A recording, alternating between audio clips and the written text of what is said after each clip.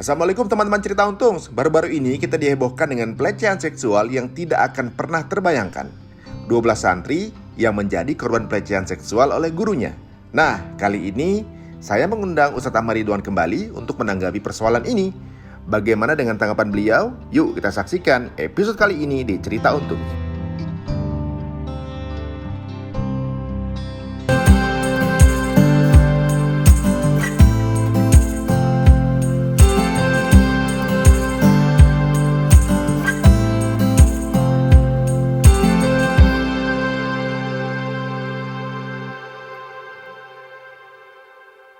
Yang menjadi framing di masyarakat adalah di banyak hal nih, Ustaz. Bahwa pesantren itu nggak safety. Satu, gitu. Jelas-jelas ini boarding bukan pesantren gitu ya. Tapi yang dibawa digeser framingnya arahnya adalah pesantren. Bahwa ternyata bukan perkosa secara bagaimana, tapi katanya itu tahu sama menurut informasi ya yang saya dapat dari media gitu, nanti kita lampirkan juga bahwa ya memang ada proses nikah muta. Suka sama suka. Yang nikah muta itu berarti suka sama suka, Saudara? Iya. Assalamualaikum warahmatullahi wabarakatuh teman-teman semuanya. Betul. Waduh, masih bersama Ustaz kita Ustadz Ahmad Ridwan. Ini pembicaraan berurutan yang tentunya juga teman-teman tahu bahwa kalau ngobrol sama beliau itu pembahasannya seru, tapi tetap sesuai syariah. Ada yang menarik juga nih, Ustaz. Ada satu fenomena yang barusan kita lihat tadi, footage-nya terjadi di masyarakat, yaitu ada satu sekolah boarding, yang kemudian di situ ada beberapa santriwati. Betul.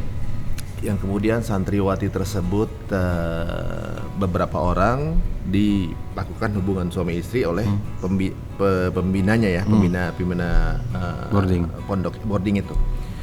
Beberapa diantaranya bahkan kemudian hamil dan melahirkan. Yang menjadi ramai adalah kejadian tersebut berada di salah satu boarding.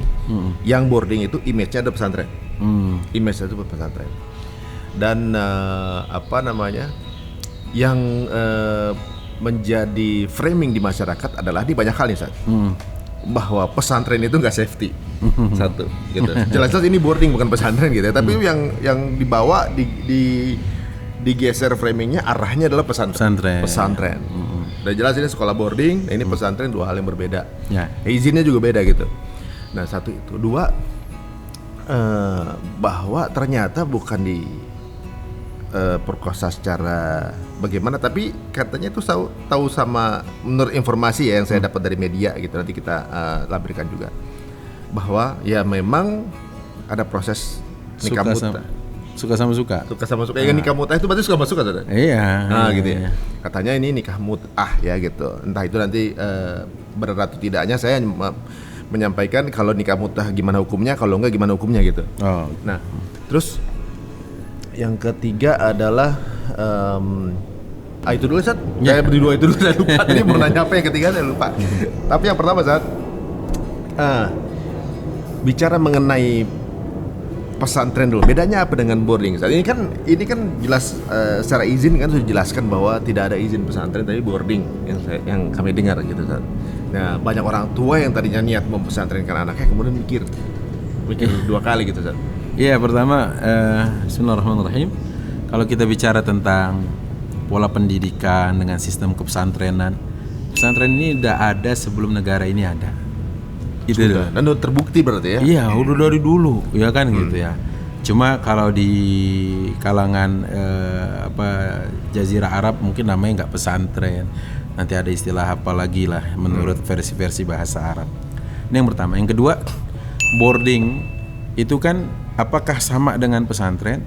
Mungkin sebahagian ada yang memakai kurikulum atau program daily activity pesantren, sebagian. Tapi apakah sebagian yang lain menunjukkan itu juga sama? Belum tentu. Misalkan pesantren kan dari 24 jam ya waktu yang ada, dia start jam 3 selesai jam 10 malam, jam 3 subuh selesai jam 10 malam. Contohnya. Kemudian kegiatannya apa lagi? Ya ada kequranan, ada tentang kutub turos, kitab-kitab klasik yang disebut dengan kitab kuning lah kalau dulu. Sekarang kitabnya udah banyak yang putih juga ya, karena kertasnya kan. Kemudian iya memang gitu, karena kertasnya kuning. Kami juga dulu belajar kitab kuning. Yang ketiga adalah secara tadi izin operasionalnya kan beda gitu. Ini di bawah mana, ini di bawah mana. Oke lah, sudah kita ketahui bahwa apa bedanya dan apa yang melatar belakangi kita sebut bahwa itu pesantren tadi. Nah, kemudian pesantren ini ya dia biasa ada kiainya dan sebagainya. Walaupun nanti dalam pengelolaannya ya tetap harus ada pembina gitu. Bagaimana dengan pertanyaan susulannya tadi? Kalau ada kasus yang kita katakan lah, katanya dari 13 berkembang terus sampai berapa itu ya? 21-an gitu ya. Nah, kalau memang itu didasari suka sama suka dengan perjanjian menikah dengan limitasi waktu, itu disebut mut'ah. Mut'ah, iya betul, dulu pernah halal, dulu sekali ya di zaman Rasulullah. Kenapa? Karena disebutkan dalam riwayat di sini bagaimana Rasulullah mengatakan inni kuntu azintu lakum fil istimta bin nisa atau minan nisa. Aku dulu pernah membolehkan kalian ya menikah dengan perempuan ini dengan sistem mut'ah gitu ya, nikah dengan limit waktu. Wa innallaha qad harama dzalika ila yaumil qiyamah. Tapi Allah telah haramkan itu sampai hari kiamat. Nah, faman kana indahu minhunna syai'un falyakhalli sabilahu. Maka barang siapa yang masih melakukan hal itu hari ini, tinggalkan, kata Rasulullah. Wala ta'khudhu mimma ataitumuhunna syai'a, dan janganlah kalian mengambil apa yang telah kalian berikan kepada wanita itu untuk diambil balik lagi. Nah, ini hadis ini jelas-jelas dan dikatakan oleh Imam Nawawi bahwa yang namanya nikah mut'ah itu tahrim secara ta'bid, diharamkan secara selamanya. Nah, sejak kapan? Sejak peristiwa penaklukan benteng Khaybar, benteng yang kokoh milik Yahudi. Dan itu Rasulullah mengharamkan juga humur al-ahliyah, yaitu apa namanya, keledai itu ya. Sekaligus mengharamkan mut'ah juga di situ. Dan ini ada di dalam riwayat Imam Muslim. Sehingga kalau kita bicara tentang mut'ah hari ini apakah masih berlaku? Sudah nggak ada sebenarnya mut'ah itu. Dalam Islam udah nggak ada. Haram. Udah masuk dalam kategori pernikahan yang az-zawaj al-muharram, pernikahan yang haram, atau al-ankihah al-muharramah, pernikahan yang haram. Udah haram, udah nggak boleh. Iya. Jadi semua hubungan suami istri hanya boleh dengan pernikahan yang sah. Di zaman itu waktu diperbolehkan apa karena banyaknya perzinahan saat itu? Enggak, bukan. Jadi di antaranya hal itu dulu kenapa dibolehkan? Kenapa? Ya maksudnya kalau mau flashback ya. Kenapa kok dibolehkan?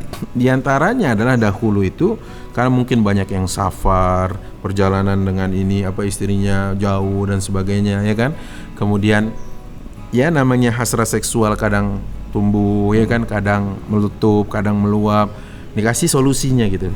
Tapi ini kan dalam bab kita bicara usul fikih, ilmu bagaimana istimbatul ahkam, menggali hukum-hukum, ini sudah dinasakh. Apa itu nasakh? Sudah dihapus oleh dalil yang datang belakangan. Gitu. Mungkin awalnya boleh, tapi begitu datang dalil belakangan, maka status hukum yang pertama tercabut sudah, nggak berlaku. Ya sama saja gini loh, kalau kita makanan, ini makanan loh, yang cuma mungkin urusannya duniawi. Makanan kita lihat expirednya kapan? Oh nggak bagus nih, udah expired sekitar 3 bulan. Berani makan nggak? Heber-heber, buang-buang air. Benar. Ya kan? Jadi kalau dia nggak berani nyentuh makanan yang sudah expired selama 3 bulan, kok berani berdalil dengan dalil yang expired sudah ribuan tahun? Masuk akal nggak? Iya gitu kira-kira. Kalau ada yang masih menghalalkan mut'ah gitu loh. Maksudnya karena kan tahun ke-7 Hijriah itu berarti usia Nabi kan waktu wafat 63. Nah 63 itu Rasulullah di 11 tahun 11 Hijriah. Berarti dikurang 4 tahun. Kira-kira usia Rasulullah saat itu adalah 59 tahun. Betul nggak? Iya benar. 59 tahun tuh sudah diharamkan sama Rasulullah. Sampai sekarang Rasulullah sudah wafat sekian ribu tahun. Kok masih pakai dalil yang expired? Oh, gitu. Jadi dalil tentang mut'ah itu sudah expired. Jadi sesuatu yang sudah diharamkan masih dihalalkan sama banyak menjalankan. Gitu. Nah, itu dia. Kalau misalnya masih menjalankan, konsekuensinya apa? Ya konsekuensinya apa? Ya konsekuensinya berarti dia melakukan sesuatu yang ma harramahullah, apa yang Allah haramkan. Dan tahrim itu secara bahasa al-haram ma huwal haram, apa yang disebut dengan haram? Al-haram huwa, haram itu adalah ma yu'aqabu fa'iluhu, sesuatu yang akan diganjar dosa pelakunya, wa yusabu tarikuhu, dan dia akan diganjar pahala kalau meninggalkan. Masya Allah. Gitu. Jadi kalau sekarang ditanya kenapa kamu nggak mut'ah, ya emang saya nggak tertarik. Beda dengan kenapa kamu nggak mut'ah, karena Allah mengharamkan. Tuh. Jadi pada saat kita bilang karena Allah mengharamkan, kita diganjar pahala karena dalam bentuk ketaatan kepada Allah. Jadi gitu. sama aja ketika dosanya ketika tidur dengan yang bukan bukan mahramnya. Itu berapa puluh tahun gitu dosanya. Ketika kemudian tidur dengan istri yang sah, maka pahalanya lebih lipatan dari itu. Gitu kira-kira. Banyak yang lupa nih, Ustaz. Orang kan nikah tuh hubungan suami istri nggak ada pahalanya. Gitu. Kalau dosanya aja segitu jangan ada pahalanya kan gitu. Tapi ini masih siang kelihatan. Masih siang, ngingetin aja ngingetin. Nah, Ustaz, ini uniknya setelah kami dengar bahwa salah satu yang membuat santriwati ini mau karena dijanjikan kuliah, dijanjikan kemudian diresmikan gitu ke keluarganya apa segala macam gitu. Apakah dalam Islam juga ada seperti itu, Ustaz?